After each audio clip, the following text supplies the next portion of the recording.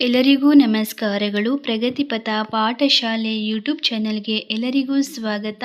ಈ ಒಂದು ವಿಡಿಯೋ 10ನೇ ತರಗತಿ ಭಾಗ 1 ಸಿರಿಗನ್ನಡ ಪಠ್ಯಪುಸ್ತಕದ ಅಭ್ಯಾಸ ಪ್ರಶ್ನೋತ್ತರಗಳಿಗೆ ವಿವರಣೆ ಮುಖಾಂತರ ಉತ್ತರಿಸುವಂತಹ ಪ್ರಯತ್ನವನ್ನು ಮಾಡಿದ್ದೇನೆ.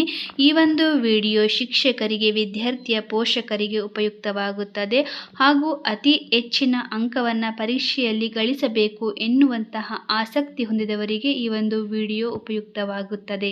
ಪದ್ಯಭಾಗ 1 ಸಂಕಲ್ಪ ಗೀತೆ. ಕೃತಿಕಾರರ ಪರಿಚಯ.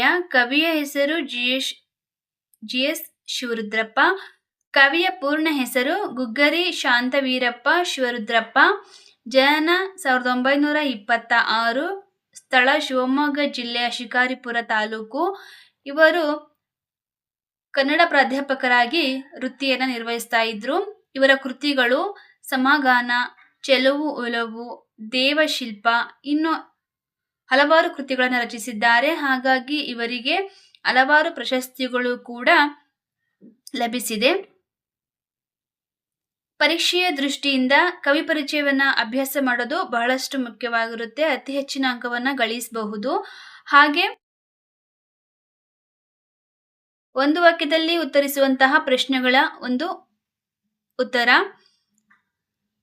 ಯಾವುದನ್ನು ಎಚ್ಚರದಲ್ಲಿ ಮುನ್ನಡೆಸಬೇಕು?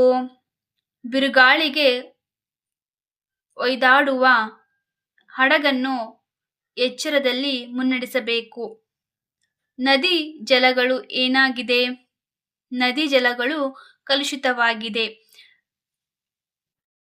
ಹಾಗೆ ಇಲ್ಲಿರುವಂತಹ ಒಂದು ವಾಕ್ಯದ ಪ್ರಶ್ನೆಗಳ ಉತ್ತರವನ್ನ ಬರ್ಕೊಂಡು ಅಭ್ಯಾಸ ಮಾಡಬಹುದು. ಹಾಗೆ ಇಲ್ಲಿರುವಂತಹ ಕೊಟ್ಟಿರುವ ಪ್ರಶ್ನೆಗಳಿಗೆ 2-3 ವಾಕ್ಯಗಳಲ್ಲಿ ಉತ್ತರವನ್ನ ಉತ್ತರಿಸಿ. ಇಲ್ಲಿರುವಂತಹ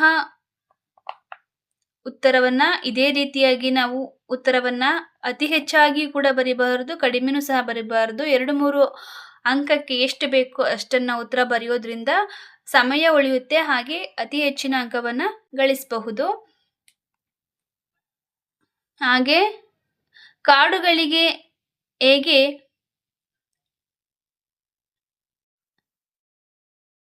ಇದೇ ರೀತಿಯಾಗಿ ಪ್ರಶ್ನೆಗಳ ಉತ್ತರವನ್ನ ನೋಡಬಹುದು. ಹೊಸ ಭರವಸೆಗಳನ್ನ ಮೂಡಿಸಿ ಯಾವುದರ ಒಂದು ನಡುವೆ ಸೇತುವೆಯಾಗಬೇಕಾಗಿದೆ? ಹಾಗೆ ನಾಳಿನ ಕನಸನ್ನು ಬಿತ್ತಬೇಕಾದರೆ ನಾವು ಹೇಗೆ ಬದುಕಬೇಕು? ಹಾಗೆ 8-10 ವಾಕ್ಯಗಳಲ್ಲಿ ಉತ್ತರಿಸುವಂತಹ ಪ್ರಶ್ನೆಗಳ ಒಂದು ಉತ್ತರವನ್ನು ಸಹ ನೋಡಬಹುದು.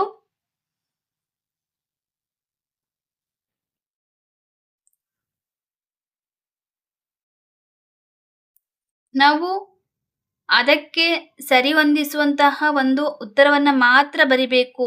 ಆಗ ನಮಗೆ ಸಮಯ ಉಳಿತಾಯ ಆಗುತ್ತೆ. ಹಾಗೆ ಆ ಒಂದು ಉತ್ತರಕ್ಕೆ ತಕ್ಕಂತೆ ಅಂಕಗಳನ್ನು ಗಳಿಸಬಹುದು.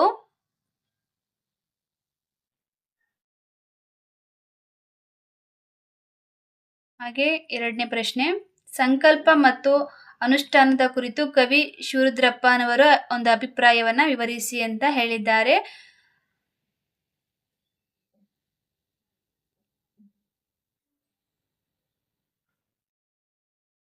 ಹಾಗೆ ಸಂದರ್ಭ ಸಹಿತ ಸ್ವಾರಸ್ಯವನ್ನ ವಿವರಿಸಿ ಅಂತ. ಪ್ರೀತಿಯ ಅಣತೆಯ ಹಚ್ಚೋಣ. ಈ ಸಂದರ್ಭ ಸಹಿತ ಸ್ವಾರಸ್ಯವನ್ನು ವಿವರಿಸುವಾಗ ಮೊದಲನೇದಾಗಿ ಆಯ್ಕೆ, ಅದಕ್ಕೆ ಹಂತಗಳಿವೆ.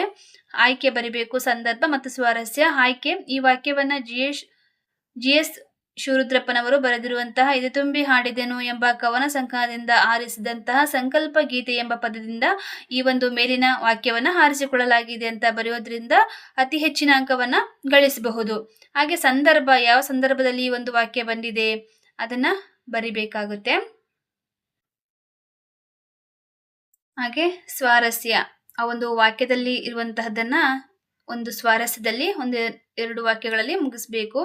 ಹಾಗೆ ಮುಂಗಾರಿನ ಮಳೆಯಾಗೋಣ, ಈ ಒಂದು ಸಂದರ್ಭದ ವಾಕ್ಯವನ್ನು ಸಹ ಇದೇ ರೀತಿಯಾಗಿ ಬರಿಬೇಕು. ಹೊಸ ಭರವಸೆಗಳ ಕಟ್ಟೋಣ, ಇದನ್ನು ಕೂಡ ಅದೇ ರೀತಿಯಾಗಿ ಆಯ್ಕೆ, ಸಂದರ್ಭ, ಸ್ವಾರಸ್ಯ ಎನ್ನುವಂತಹ ಹಂತಗಳಲ್ಲಿ ಉತ್ತರವನ್ನ ಉತ್ತರಿಸಬೇಕು.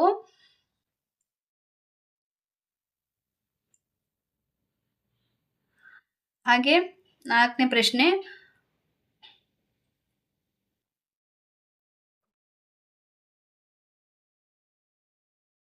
ಹಾಗೆ ಬಿಟ್ಟ ಜಾಗವನ್ನ ತುಂಬಿರಿ.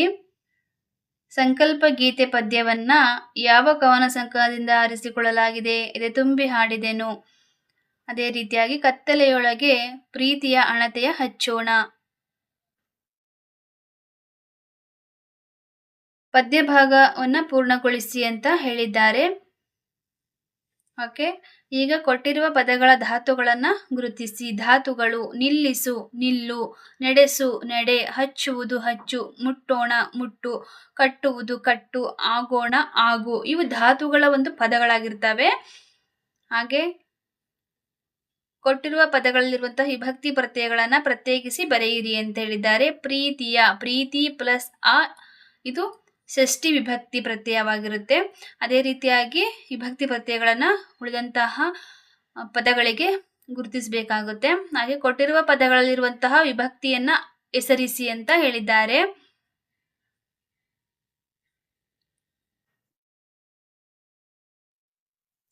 ಹಾಗೆ ಕೊಟ್ಟಿರುವ ಧಾತುಗಳಿಗೆ ವಿಧ್ಯರ್ಥಕ, ನಿಷೇಧಾರ್ಥಕ ಮತ್ತು ಸಂಭವನಾರ್ಥಕ ರೂಪಗಳನ್ನ ಬರೆಯಿರಿ. ಧಾತು ಮತ್ತು ವಿಧ್ಯರ್ಥಕ, ನಿಷೇಧಾರ್ಥಕ, ಸಂಭವನಾರ್ಥಕಗಳಾಗಿ ಮಾಡುವಂತಹದ್ದು. ಧಾತು ಅಂದ್ರೆ ಆಡು, ವಿಧ್ಯರ್ಥಕ ಅಂದ್ರೆ ಆಡಲಿ, ಹಾಗೆ ನಿಷೇಧಾರ್ಥಕ ಆ ಕೆಲಸವನ್ನ ಮಾಡೋದಿಲ್ಲ ಅಂತ, ಆಡನು. ಮತ್ತು ಸಂಭವನಾರ್ಥಕ ಅಂದ್ರೆ ಅದು ಆಗಬಹುದು, ಆಗದೇನೆ ಇರಬಹುದು. ಅದನ್ನ ಆಡಿಯಾನು ಅಂದ್ರೆ ಆಡಬಹುದು, ಆಡದೇ ಇರಬಹುದು. ಅದೇ ರೀತಿಯಾಗಿ ಉಳಿದಂತಹ ಎಲ್ಲ ಧಾತುಗಳಿಗೂ ಕೂಡ ಇದೇ ರೀತಿಯಾಗಿ ರೂಪಗಳನ್ನ ಬರಿಬೇಕಾಗುತ್ತೆ.